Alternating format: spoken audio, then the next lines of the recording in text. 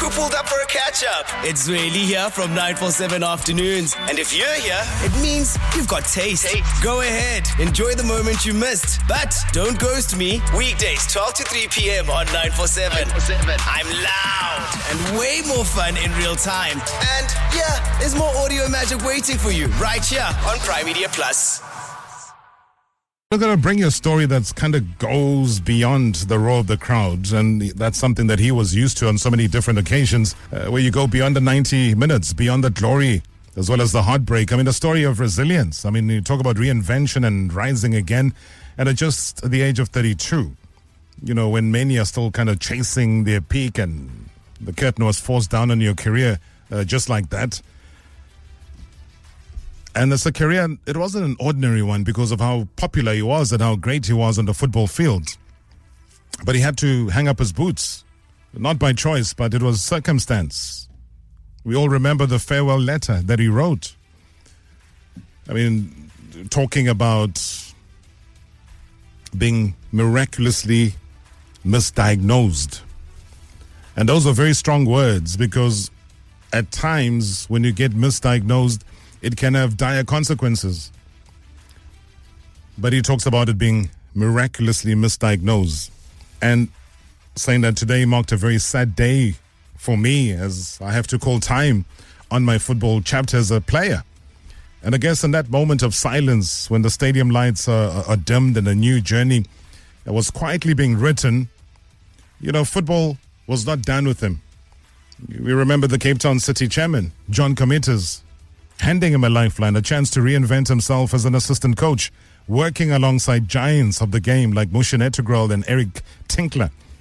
And that's why tonight he joins us to reflect on that journey and so much more from the crowd. As he would have probably watched the Soweto derby and said, hey, that was me a couple of years back. Now, this is a story of a man who kind of refused, though, to let football define his end and instead chose to write a whole new beginning. Welcome, Lebogang Manyama. Coach, I should be saying. Welcome, Coach. How are you? Good, thanks. And how are you, bro, Rob?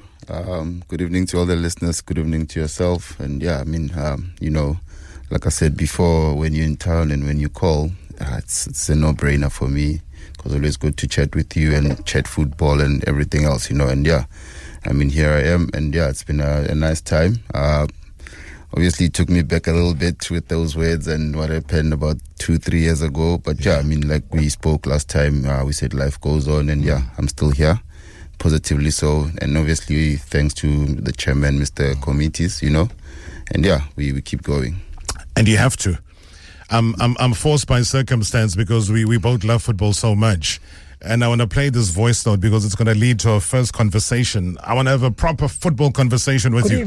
Good evening to MSW shareholders. Oh gosh, how I wish Orlando Pirates players can be as clinical in the last state like Paris Saint-Germain and Bayern Munich players. Oh, those players, they can score. 9 goals in one match. It is not about the goalkeeper being good. It's about awareness and technically smart. We would have long won the league and going for the Nedbank Cup and winning it. You know, we create so many chances. It is not funny. Even when teams park the bus.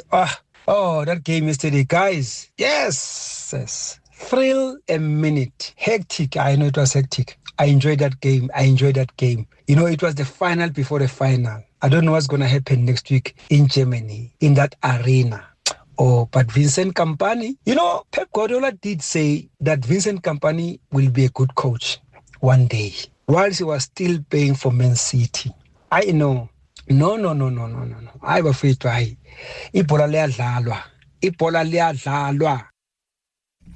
And that's exactly it. I think we all felt that way. We felt that way. You watched the game, and now as a coach, when you sit back and you see so many goals, what does it say about that gung-ho approach that a PSG and a Bayern Munich bring to the world to observe? Look, Robert, it was such a game where usually when a goal's got so many goals, you're thinking maybe the defenders were not having a good day, you know? But I don't think it was about defending. I think the quality of attacking from both teams, whether it be by slow build-up and taking it step by step, you know, in terms of the zones, or whether it be with the transition. I mean, they were so precise at such a speed But what got interesting was also that as soon as they lost the ball, it was the same pace, And I mean, the effort, that is one thing that I think is kind of important in today's game, with the kind of speed the game goes in, and with the whole lot of data that goes around the game, it's gotten a bit faster, and to see them moving like that, but also moving like that vertical to each other. It's not easy, to be that precise, passing balls across each other, but in between defenders also, It goes to show that there's a whole lot of work being done at training to start with, and the discipline also. I read Dembele's interview today with CBS, with Thierry Henry and them, and they asked him, how do you run so much? What do you eat? And he just said, it's plain and simple. If I don't run and press, I don't play, with Coach Luis Enrique. Puts me on the bench. Exactly. And I think if you ask any Bayern player, they'll probably tell you the same thing, And yeah, I mean, it was a great game of football, great advertisement of football. And I think for the youngsters that really, really wanted, that was the kind of game that you see that, it takes a whole lot more than your talent, but also the teamwork and the team discipline, the team ethics that you have to follow. I think it was so nice to watch, and I'm hoping tonight we see the same. I don't think so. I don't think so. I think we've gotten a glimpse of what Arsenal can produce, and it's not that kind of game. It will be up to Atletico to maybe switch on the magic if they can, and then it makes a big difference at the Metropolitano. So, for me, yesterday's game was also a classic case of the team that had the most ball possession, which was Bayern, who were the visitors to PSG, was the team that lost the game. But if you lose the game and you score 4 goals, then you also ask yourself and say, what on earth is going on?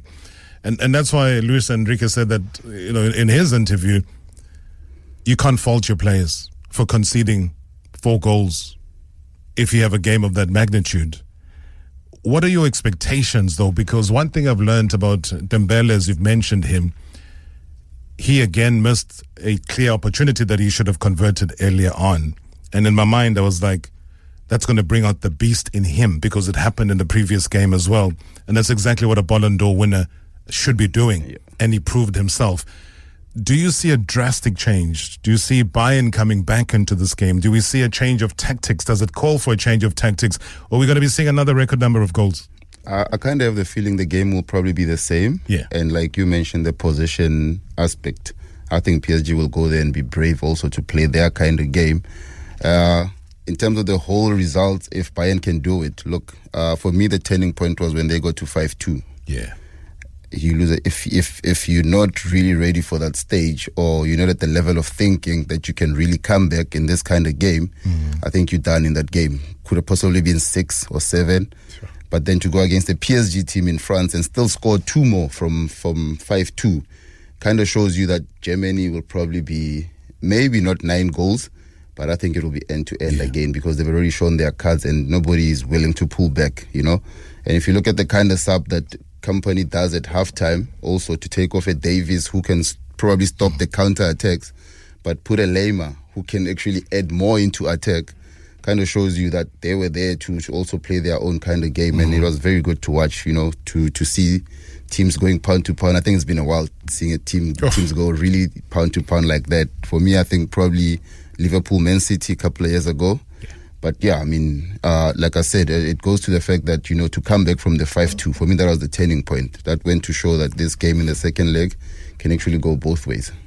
Luis Diaz, man, as we head to the break, give me your thoughts about that. Because, I mean, what magic, what control, what timing, what confidence? Look, Lucho, as they call him, for me, I'm a Man City fan. I was kind of happy when he left. Because for me, he's the kind of player, I can compare him to a Sadio Mane, difficult to deal with. He's got every aspect. He presses, he runs behind, he dribbles, he can finish. And yesterday, he kind of showed that he still has the magic to also turn such passes. Look, it was a great ball from Kane. But to bring it down like that against such a defender also, you kind of, that's why Enrique, I think, said you can't fault the defenders, because, I mean, that was insane. But I think all Liverpool fans yesterday kind of thought, 30 mil was probably a big mistake. It was massive. And, Liverpool were left with Cody Gakpo. This guy's new. I think given the hierarchy at Bayern Munich, we're talking about that Colombian never say die attitude, the ability. I mean, we haven't even spoken about Olise and the impact he's had and what kind of player he is. And we have to have our eyes and ears open. I see a lot of people wanting to comment on that. We'll deal with that after the break. Like we're saying, I'm engaging with Coach here. We're talking football. #MSW live now on 947 Vuma FM, Rise FM, and Soweto Live at the same time. #MSW. Greetings to you and all the listeners. This is Joel from Wattville in Benoni. Rob, I just wanted to comment on the game that was played last night between PSG and Bayern Munich. 9 goals in 90 minutes. That was great. That was brilliant. Even though Bayern, they lost, but I still give them a chance when they're going to play in Germany. And I'm confident they're going to go through to the finals. And maybe, they can win the Champions League. That's me, in my opinion. Thank you, Rob. Sharp. Good evening, Mr. Marawa, to the Marawa faithful, back on a Football Wednesday. Robert, last night, amazing, great game. 2 teams going all out, wanting the crown, wanting to be in the final. That is what football should be about. I hope that tonight is exactly the same, that we see an all-out clash and we don't see people hanging around waiting for a mistake, waiting for a referee decision, or just not playing the game because you're too scared to lose. Last night showed us that both the teams wanted to win, and that was the result of an amazing game we had. So we pray and we hope that we have exactly the same game tonight so that the final can be exciting, because the last few UEFA finals were so we hope for the best. And then to shoot over to the World Cup, Robert, the World Cup is around the corner. Even in terms of player performances, where players are trying to get into their national teams, you don't even see that. There's no hype.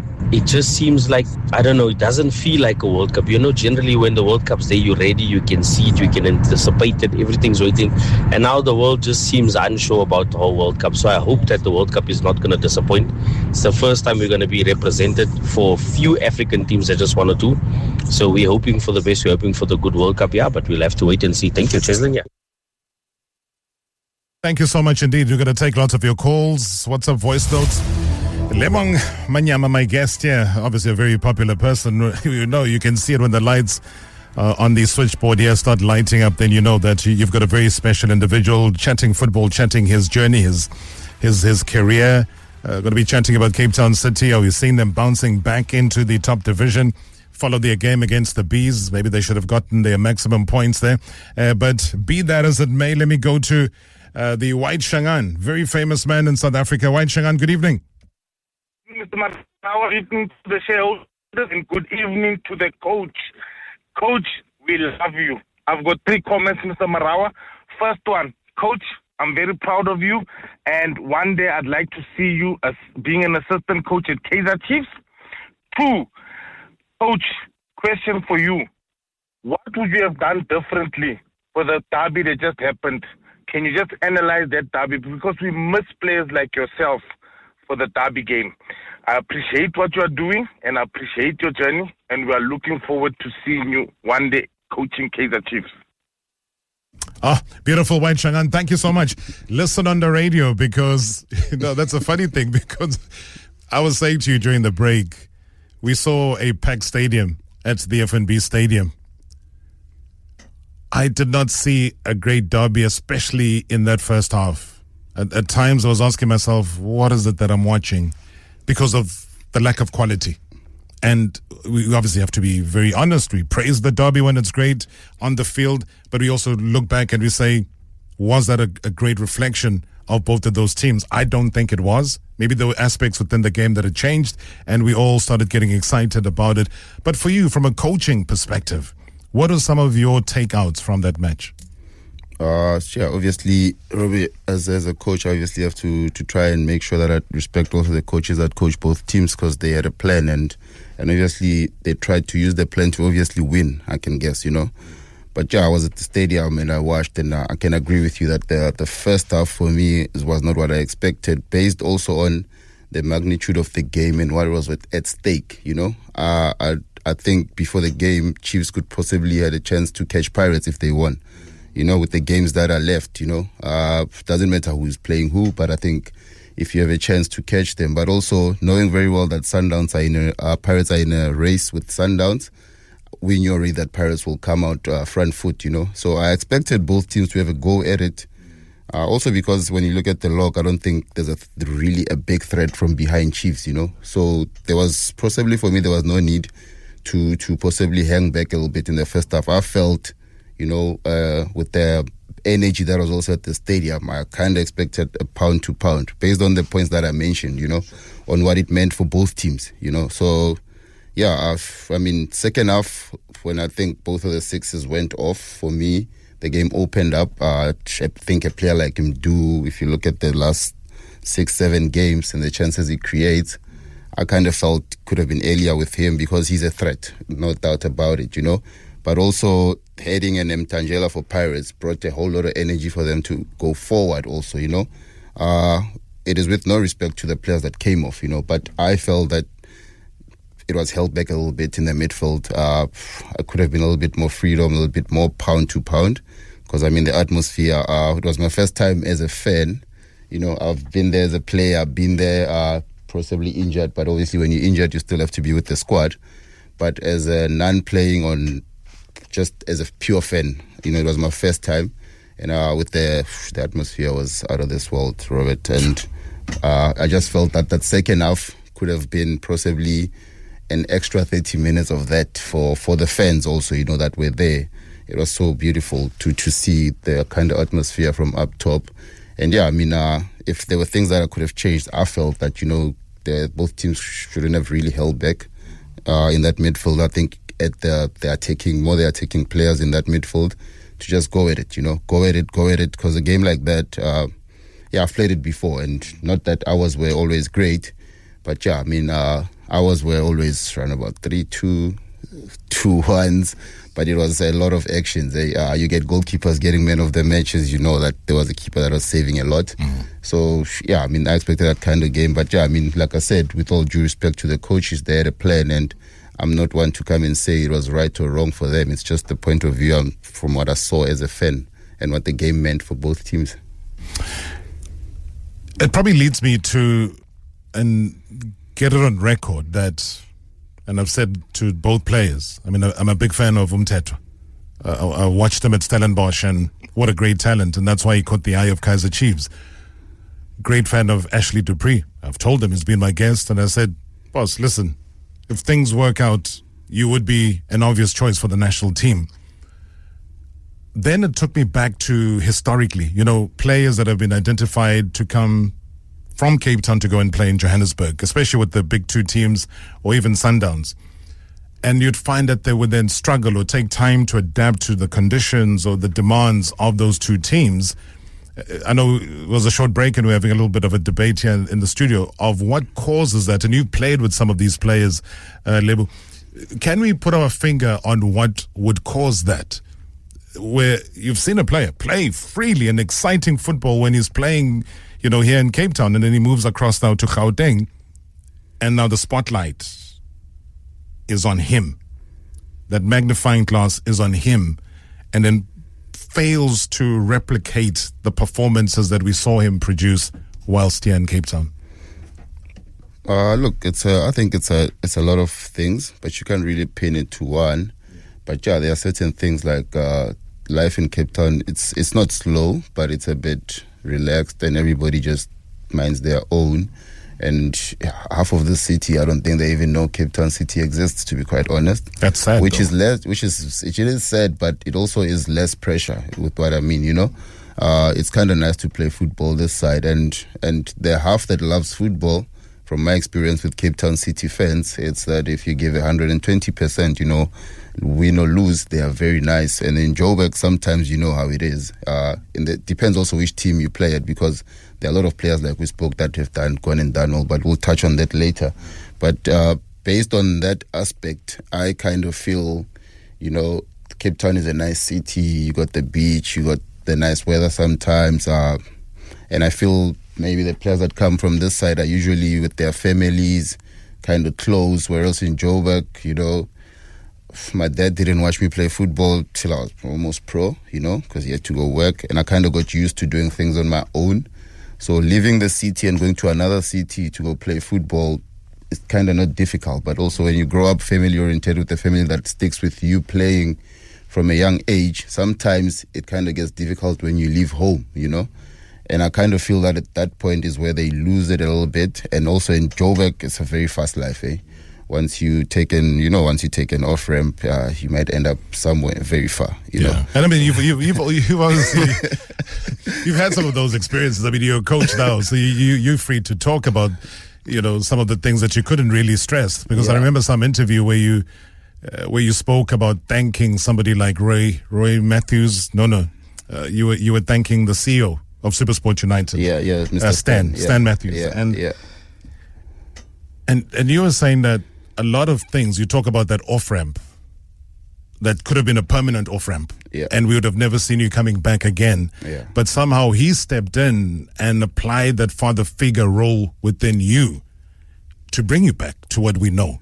But not too many people or too many players get somebody to play that role. I don't know if you agree with me when you start to put your life in their shoes. So I mean, Rob, that kind of helped also. But also, what also helped is that in that conversation that you have with a person like Stan, with a person like Bob Stake, Mr. John Committees, is that when they get to tell you about these off ramps, you know, you have to also think about your part in it, you know. And I kind of feel that accountability in this side of the world is a bit difficult, you know, to look in the mirror and say, look, I also messed up and I also played this part, you know. I kind of feel this is a city of a lot of players that kind of feel like victims at certain times, you know. And in football, once you start feeling a lot like a victim, you understand, then you lose track a little bit, because at the end of the day, Rob, this is a game of opinions, you understand. And what me and you think about football, to anybody that's not here, cannot be right or wrong, you understand. So you can't just take everything. And I kind of feel that sometimes when it gets a bit hard, from the players that I've played with that have came from here, it kind of gets to forgetting their part in everything, you understand. Then it's their fault, it's his fault. And this kind of chat I've also had with a player like Laila K, for example, who's gone to Joburg all his life, you know, and he's had a stellar career. And he's still out of town, and he's still competing, you understand. So it's not that I'm saying that there hasn't been those that have been successful, but there's been plenty that I've seen, like at a young age at Ajax, that I've thought, wow, you know. And it's not that it's a challenge that's not everywhere. When you talk about things like Cape Flats, it is very tough, you know, because now I'm here more and I start to hear more stories. But then, like I spoke to you, that in Joburg, you also have a place like Westbury, where players like Keegan Dolly, Stephen Pina come from. It's also tough, eh? But when you look at them, every time they've gone out of their comfort zone and gone and competed, they are so strong mentally. Because I know both personally, and I've seen both.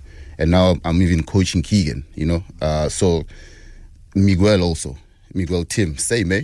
He's so mentally strong, very serious about his job.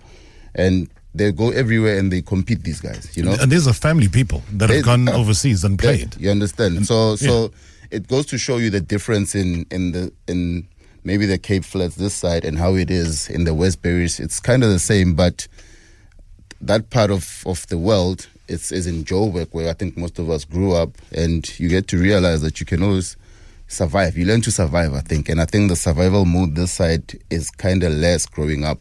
This is not in ignorance of what happens in the Cape Flats, which is kind of really scary at times when you hear the stories, you know. That part could also play a part also mentally, because growing up seeing all those things brings out a lot in kids sometimes, in terms of fear also, you know.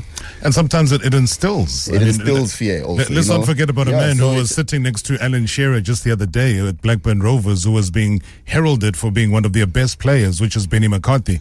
What is his background? What has he achieved? Exactly. How much has he achieved, you know, both as a player and as a coach? And what's his background right here in Cape Town? You know, Sean Bartlett comes to mind. Mark Williams comes to mind. And you start to say, you know, I don't know, maybe it's something you'll do your doctorate one day about. Hey, who knows? Evening, Rob.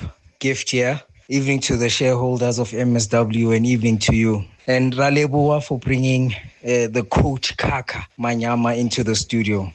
Quick question: of all the teams that he's played for, now that he is a coach, which coach would he say influenced him the most to approach the game the way that he does now? And out of curiosity, who does he think will win the UEFA Champions League?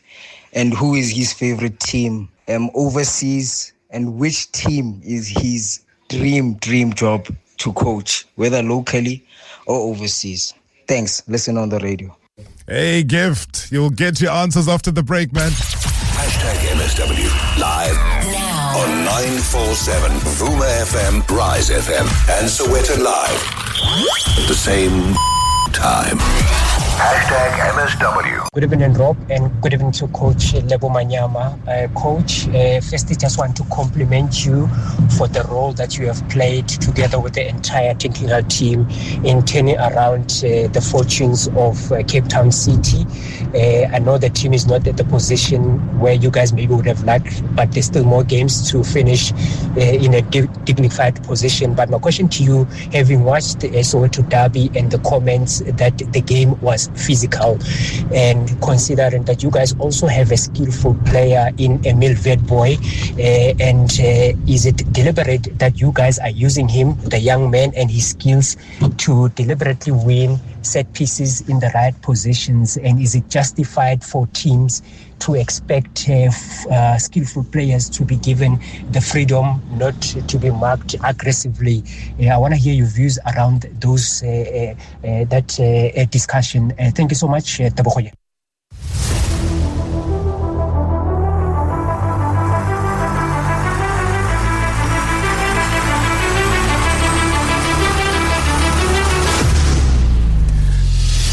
Lebogang Manyama is his name. He is live in our Cape Town studios. He's a coach now. So the conversation completely changes. And that's why I said, I don't want to talk about anything to do with the past and whatever happened. I want to talk about football. And I talk and I tickle his brain about footballing issues. And it's been fascinating. And I think a lot of people commenting on social media that's sending us voice notes are relieved that the conversation has taken this particular direction. And let's talk about Emil Vedboy. Then I'll ask you what Gift was asking you. But let's deal with Emil. So you're part of the coaching technical team within, Cape Town City. You want to come back into the Premiership, but you're there. You're sitting in 4th position. You've got 45 points. 27 games have been played. It might not be the position that you wanted to be in. We'll get to that in a second. But the utilization of Emil Vedboy, given his talents and what he has, maybe answered Tebogo in that way. I think at first he said something about the physicality of the derby, and I'm guessing he's talking about the comments of the coach and possibly a couple of tackles onto Relay. I think players like Relay and Vedboy throughout their career will get that kind of treatment. I don't know if it was directed or it was just part of the game or what the game meant. I don't want to get into that. But if you ask me about a player like Vedboy, like many others in our team, we probably have the youngest the youngest team in the NFD, with a lot of under 23s. I mean, in the game against Kruger, we started 7 in a top of the table clash. That's the kind of trust we have. So of course, Emil is most possibly the most public or out there, but I can mention a Jaden Rose, I can mention a Takir Lee, Gabriel Amato, the list goes on, with these kids. They've done so well for themselves, but also for the club, But if you take me back again to a player like Emil, from day one, special. Do we use him to get fouls? I don't think we do that. We don't use him to get fouls. I think he just draws that to himself because he's the kind of player that has that ability, We try to give him as much freedom to do it, just like a Jaden Rose on the other side. He obviously gets special attention sometimes. But these kind of players enjoy it, Maybe you might have seen Rila get frustrated. I think it's out of being human. Emil gets frustrated too. The best players get frustrated too. But these kind of players, when you play like that against them, you must be very careful because they enjoy it. That's the kind of attention they enjoy it. So to answer that we use him for free kicks, look, we are dangerous at set pieces. So if you want to kick him, thank you very much. I think it goes well to our plan.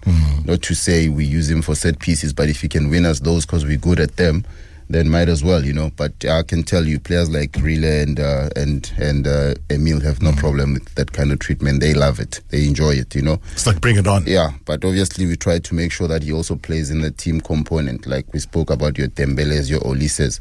He's also got a responsibility. As 17 as he is, or 18 recently, now in June, I think. I think it's very good that he's at this level, at that age. But then he also understands and sees where he wants to go and what the other players that are there are doing, And I mean, he's been brilliant. When I met Emil, and it wasn't a criticism because he was young, and when I was at that age also, possibly being the best player in the under 15s, 17s, you tend to maybe stand on the side, get the ball to him, do the magic. Of course, he used to dribble 5, 6. But then when you got to first team, my conversation with him was, and with all due respect to the opponents, I said, you're going to be facing guys who have 3 kids, my friend, for example. You understand? This salary they're playing for against you is everything. So if you think you're going to just sit on the side and wait for it, these oaks will kill you. Yeah. You understand? And slowly but surely, because we must also remember, Emil is 17, he's turning 18. He's still a kid. It's not the maturity thing. Yeah, but it's just to try to teach him every day that, you got a job to go forward, but you also got a job to come back and help the team. Assist, and defend with the team, because we think that he might possibly reach the highest level at this rate with how good he is, But we try to now teach him the other things so that when he gets there, he understands that, God willing, if he's at a PSG, that they press at high speed and they attack at high speed. But we try to teach him now. But in terms of natural ability, we cannot coach him on that, Rob. He's too good. Yeah. That's all I can say. No, it's a class act. It's a real class act. And I don't disagree one bit with you. And even if, when you talk about who wins you set pieces, you even see, even in a Man City, your favorite team, a guy like Doku, you'd go back to the stats and you say, how many fouls has he won for City in critical areas around the opposition penalty area or the box itself? And you'll see, he's fouled because he's such a difficult player to mark. Olise is difficult because he plays on the right-hand side. He's a left-footed player. So when it comes to marking, where do you begin? Inevitably, what do? You foul him. And he's a good set, like a player like Olise is also a good set-piece taker. So if you foul him around the box, then good luck. He'll finish it off. And a player like Doku, the World Cup is coming. If you make those fouls and he's got a captain who's got a right foot from heaven, then you know what the end product is. Yeah, the end product is a problem. So like you say, Rob, these kind of players, they need the freedom to do whatever they want, but also they need to know, they know very well that it's a responsibility to the team. And the more he does it for the team, I feel that Emil will grow even more and more and more and more. Look after that talent, man. He's a national asset. Gift was asking about, the one coach who would have influenced you the most in your journey. I know that you've mentioned Mushin Integral before, guys like Eric Tinkler, Coach Pitom Simane. You had a stint in Turkey, then you came back, and then you had your Kaizer Chiefs journey. But let's hear it from your mouth. Look, Rob, I've tried to possibly answer that question by myself at times, But because I'm one player who never had, usually when you ask this to players, they'll tell you about a coach at their development, But I was never in a development academy like we spoke. I had to be, because I was also not a genius, but I was good with my education, reading, and not reading, but in school in general. I was very good with my books. So took a while for my parents to let me take the football route, So I went through coaches at teams, but not academies, So it goes as far back as a guy called Kenneth Dambe. He's in Botswana. I met him when I was 13. There's a whole lot, up until my last coach, who was, I think it was Coach Arthur and Coach Shepard. Yeah. So I think I took a lot from all the coaches that coached me. And obviously, in everything that we played, because with all these coaches, you meet different philosophies of how football is played. There are certain coaches that, when I was a player, I used to look and be like, this is not the football for me, But now when I'm a coach, I kind of realize that actually I was kind of wrong, And this is like kind of message I want to put to players, that everybody sees football differently, and you have to respect how the other person feels about football, So in all the coaches, I kind of realized that there's always something to take in terms of football, And if you can listen to some coaches, because I also follow Cesc Fabregas a lot, and they asked him this question, and he's been coached by the elite of the elite, and he said, I took a bit of Pep, because usually when you're a player like Pep or myself, people will talk about the attacking, the how you must play as a playmaker, keeping the ball, doing this and that with the ball. But he went on to say, even a guy like Mourinho, taught me something, So for me, I think it's the transition of Coach Tinkler's football at City, the structural play of Coach Mirandop at Chiefs, for the nitty-gritty of Coach Gavin, for example, going in hard. Just like last week he said, we're just going to dig deep at Loftus, and they got the point, So it opened a lot of my mind. Obviously now as a coach, we got two coaches that have come to City, Coach Jan, who's the head coach, and Coach Andries, who's also the technical director, who not so long ago was with Coach Eric Tinkler at Leverkusen, very quiet guy, but very good with his work also, and kind of learning a lot from them in terms of, I think, what you saw from Bayern and PSG. They kind of bring that kind of, like, training doesn't start when we get into the small-sided games. Training starts like the minute the whistle goes, warm up, let's go. You understand? And if you look at the game yesterday, then you kind of realize why there's, in football terms, why there's Europe and there's us, because we take a bit of time, like the derby, like you said, 45 minutes, then second half, with them it's from the start, Let's go. From the start. Because you want to win. Time. Yeah, you I mean, understand. that's the whole aim. You can't get into a Champions League final by having defended the best. Then you're going to be forced into a penalty shootout. It's front foot from warm-up. Front foot from warm-up, Sometimes it helps in the games because you also start well, because you look at certain teams, there's not so much organization.